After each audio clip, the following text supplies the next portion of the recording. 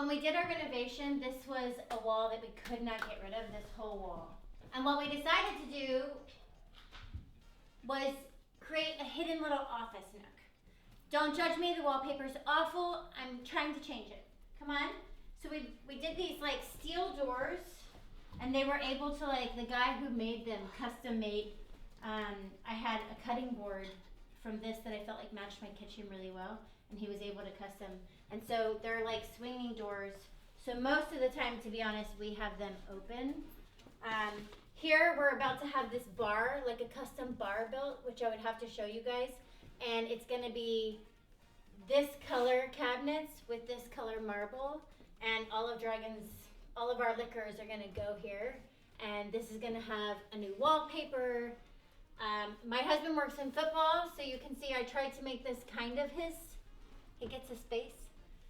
He's got a lot of really amazing... His cave, no? Yeah, this is Dragon's kind of cave, although I don't think he ever hangs out in here. About the office nook in the house, that was supposed to be my sanctuary, my space. She hasn't been happy with it. This is one of my favorite rooms in the house.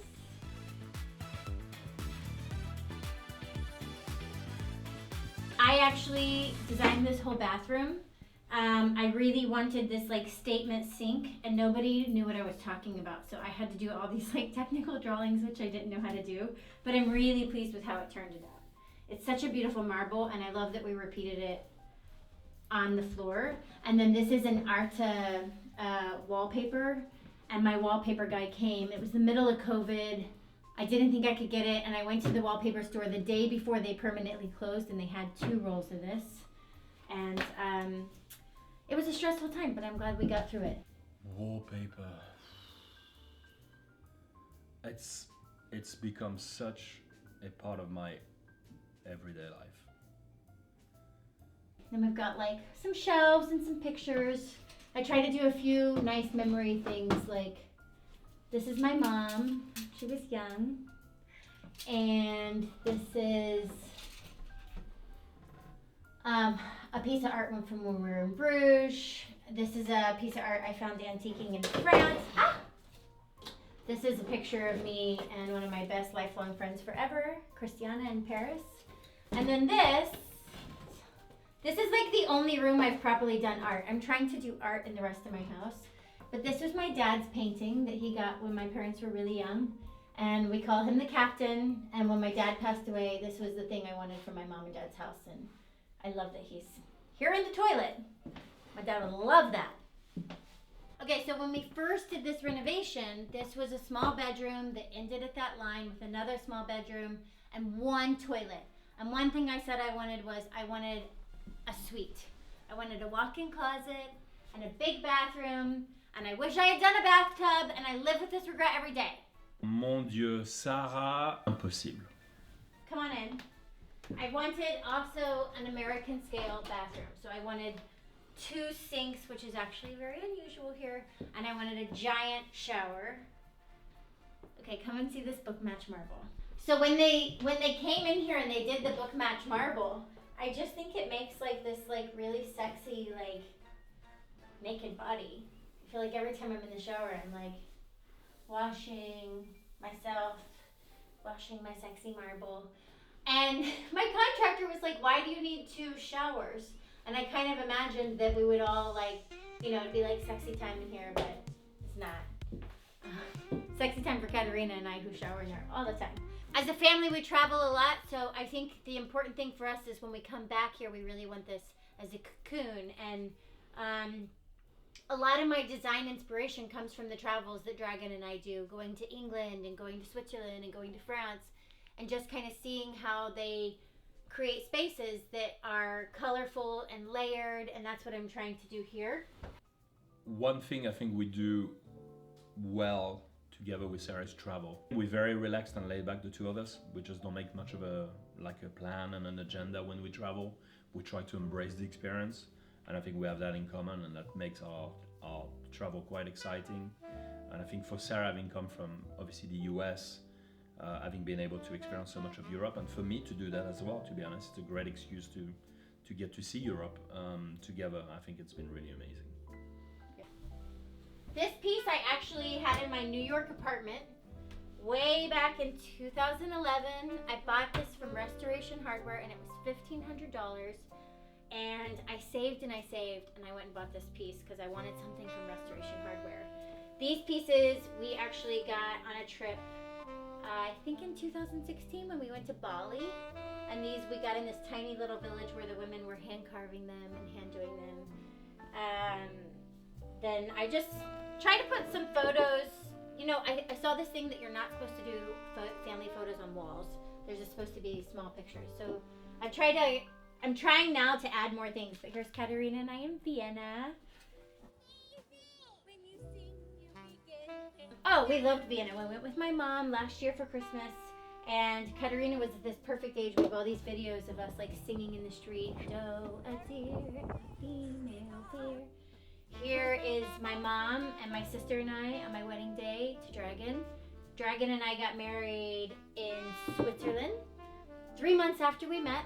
And we had this like huge event and I can't even believe now how we pulled it off. Everyone came. We didn't know each other. Everybody was super supportive. So people often ask me like, you guys got married so quickly, literally in a heartbeat. I call my closest friends and family to let them know that I'm getting married to a girl that they don't know. That's probably the first time they've heard of her. That came as a little bit of a shock. But bizarrely, all of them kind of embraced it. And I think virtually everyone that was invited came to the wedding. I still can't explain it to that day. It's one of those things I think people can try to make sense of, but for me I just still don't have the exact answer to why I did that. It's just pure impulse. Partly, you know, but I think it's something you feel. It's not knowledge, it's feelings. It's being human. I took a gamble, to be honest. I think she did too. So here's my walk-in closet. I can still kind of twirl in here. It's not massive. But when they brought this closet in, can you guys see the height? Can you see? I just burst out in tears and I was like, this is a closet made for giant people. Like, I can't reach anything. The size of it in terms of the height, even for me, and I'm a 6'2" guy, can't reach it. His feet are so big that all of his shoes are so long. I'm not saying anything other than the fact that his feet are big, but his feet take up so much space that I'm like always shoving his, like, we've kind of got this pull out drawer because his feet are so big, nothing fits. So, you know, there are advantages to big feet and there are also disadvantages. I need a big old American house for this. My shoe size, European 49. That's a US 14. C'est pas mal.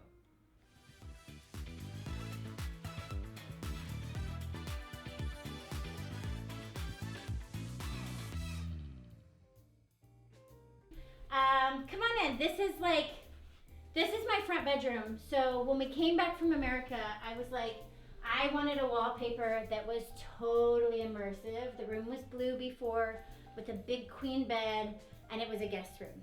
And then I thought, oh, I'm gonna move Katerina into this room.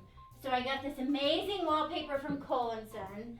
And then we were in America, so I got this bed from RH. Always shop it, always shop it. The pillows. Énervant. This room that we're in is my guest room. This is the room that I put a lot of thought into because this is where my mom stays, and my mom's been through a lot.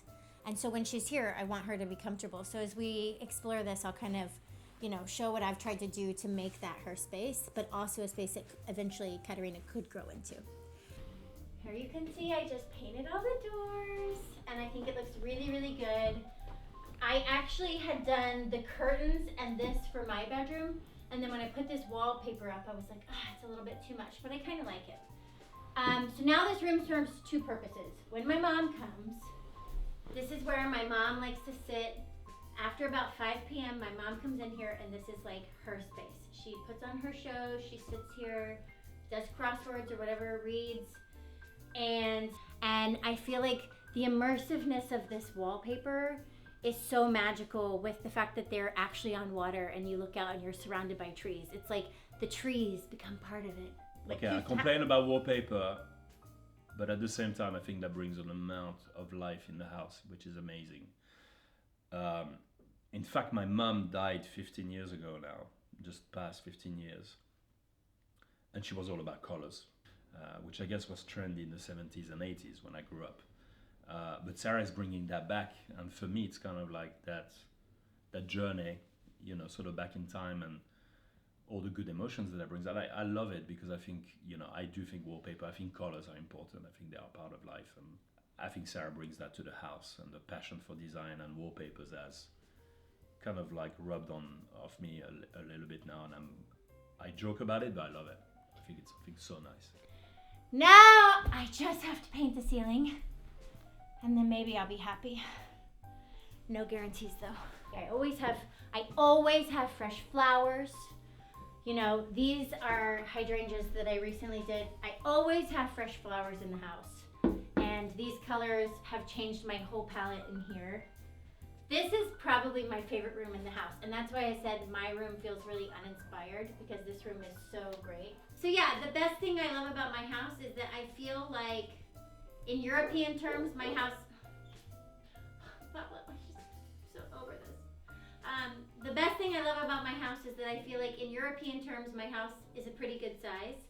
But compared to American, I use every room in this house on a daily basis. So I come in here to read or have quiet, and then this room flows into my entryway, which flows into my living room. Hey, Bubba, he's a good boy. He's a good boy. He's a good boy. Which flows into my glorious living room.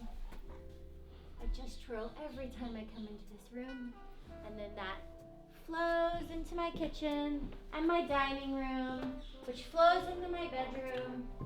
And then the last flow is it flows out into our garden. The biggest problem we have is we bought the house for the garden, so I'm really excited to show you the garden. This is such a unique feature in Amsterdam.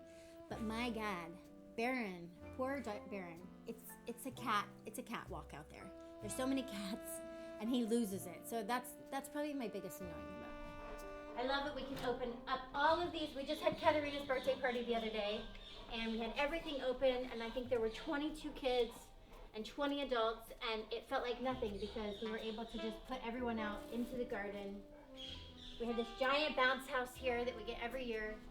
So we moved the trampoline there, and here you can kind of just get an idea of how this space kind of flows here. And in the summer we have our umbrellas open, and in the summer we get full sun a lot of the day, and in the winter we don't. So in the winter you're not going to get as much use, but the garden is the most unique feature of this house, 100%, because again, most houses stop here and go up.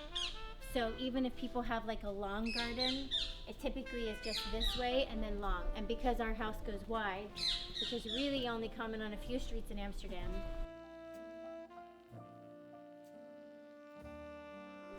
Well, thanks for coming, guys, and I hope you come back soon, and I hope you enjoyed my house tour. It's a little bit different, but I thought it might be interesting to see where I, the host of this show,